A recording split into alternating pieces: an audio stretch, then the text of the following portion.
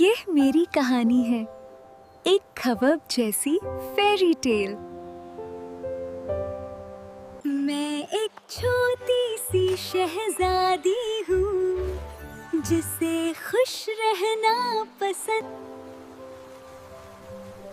मेरा दिल सपनों से भरा हुआ है। हर दिन मेरे लिए एक नया जादू लाता है। मुझे हवा के साथ घूमना अच्छा लगता है।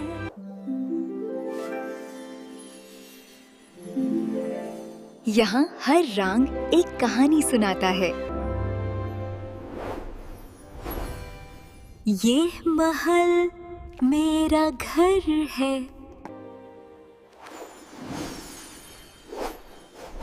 मैं सितारों से बातें करती हूँ।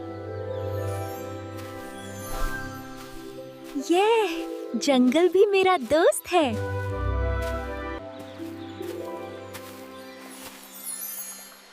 मुझे फूल बहुत पसंद हैं। ये रोशनियाँ मुझे हमेशा खुश करती हैं। बारिश मुझे सुकून देती है।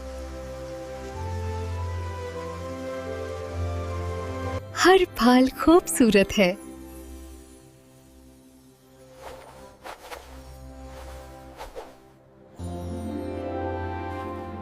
रोशनी अंधेरे को खत्म कर देती है।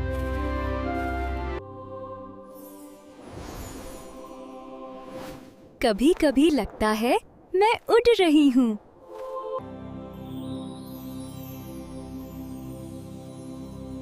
ये मेरी दुनिया है।